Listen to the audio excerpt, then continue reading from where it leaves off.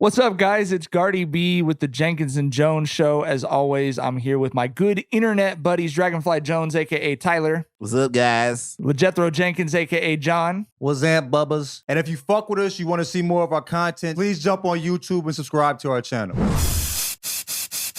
Let's talk about the Celtics Nets game 2. Holy shit. I was expecting a lot of things. I was not expecting Kevin Durant to be 0 of 10 from the field in the second half. Kyrie to be 4 of 13 in the game. KD to be 4 of 17 in the game. I was not expecting the Nets to obtain and blow a 17-point lead.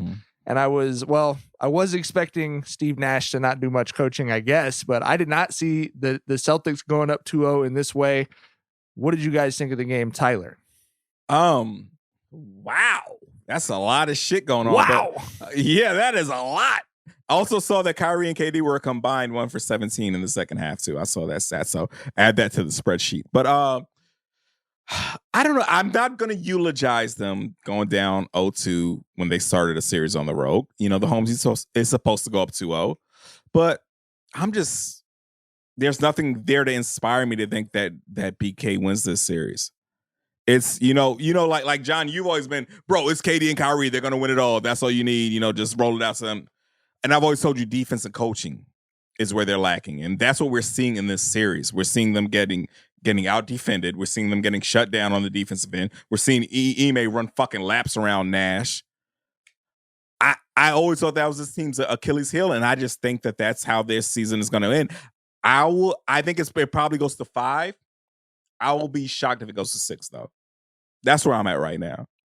I wouldn't say, Steve Nash,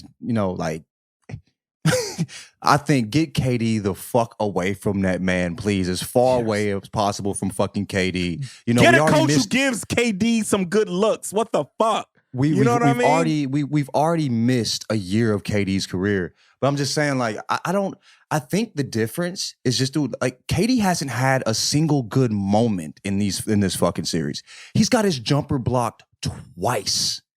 Twice in 2 games. I never seen his jumper blocked before that at all. The 40-minute fucking game, all those 40-plus minute games he was playing for the last 2 months have added up. So I think the difference, yes, he's Nash getting out, coaching all that shit, but the difference is really KD has no fucking legs. He is tired. He can't even handle the fucking ball. I have never seen him lose his handle so much on just basic defense. A slight defensive pressure. And then he has to go on the other end and guard Tatum? You know what I'm saying? Does that not come back to Nash? So does that not come back to Nash running him ragged regular season? Does that not come back to Nash finding him open looks in his scheming? Does that not come back to Nash, though? Yes, I'm saying yes, it does. But what I'm saying is with KD, like if he was just KD, they'd be fine. But he can't be KD because of what the fuck has happened the months prior just for him to make the damn play in. And now, like I said, he's guarding a god on one end, and on the defensive end, he's playing the best defense in the league. And they're beating the shit out of him. Well, that's what I want to zero in on. We do not typically give advice to NBA players or coaches on this podcast, but here is some advice for Steve Nash. When your best player and one of the best basketball players in history gives a press conference and says, they're really beating me up. They're putting 2 and 3 guys on me every play. They're hitting me. They're being really physical with me. They're making it hard on me. I got to figure it out. Guess what? It's actually not his job to figure it out. Your job to figure it out. That is him saying, bro, help me. What the fuck? That's basically what that is. So here's my advice. Steve Nash goes up on the press conference and says the same thing. They're being really physical with him. They're really beating him. That's not your job. Your job is to do what every NBA coach since Phil Jackson, who has coached a superstar who's getting beat up during the playoffs, go up on that table and say, this is shameful the way the NBA is letting one of the greatest stars in history be treated. They're letting Boston mug this man. I've never seen a star player get this treatment. That's what do something, bro. If you can't do something during the game, do something. Do something at the press conference. But this is basic shit. You can't just sit there and go look at your assistants damn, they're really beating the shit out of KD tonight. This is crazy. You are the coach. You got to do something.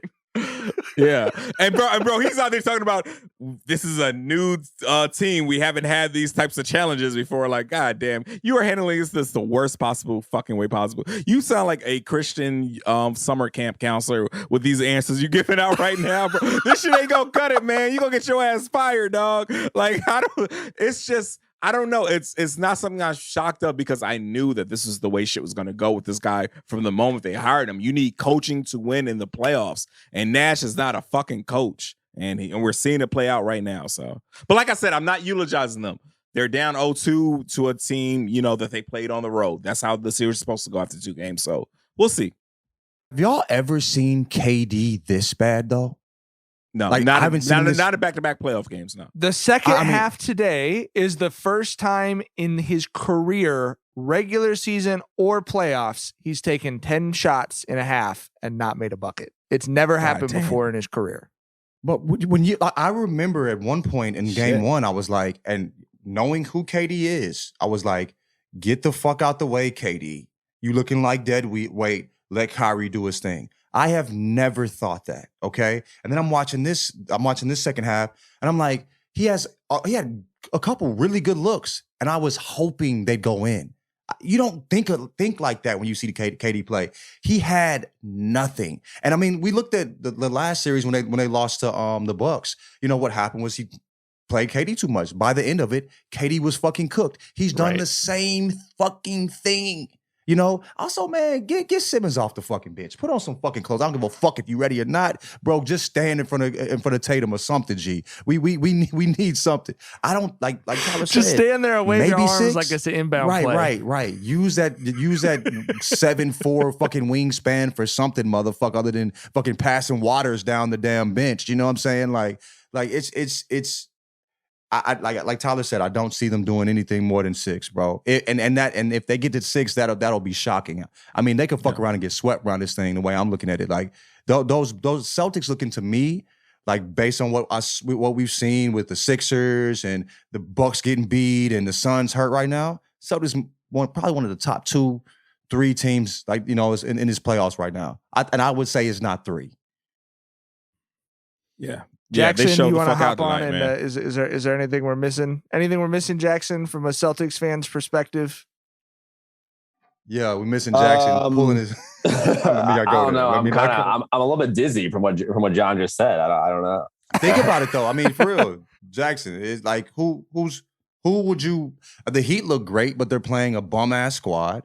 They're playing Atlanta squad with Trae Young doing nothing. You know what I'm saying? Like, I mean, I think with Middleton's injury, you'd probably say the Celtics are the favorite to come out of the East, at least. Who's beating them out the West? I mean, they're saying Booker might be back in like a week and a half. Like if they make a hamstring injury is a lingering injury. It is. So he's not going to be healthy until the summer. That's probably true. I still think the Suns with 75% of Booker would be favorites over the Celtics. And I think the Warriors look fucking dynamite right now, and they'd be favorites over the Celtics. That's a fact, too. I forgot about the Warriors. I think the Warriors probably the best. But I think team. the Celtics are probably third considering Middleton's injury and Philly. I mean, they're up 3-0, but they don't look particularly good to me.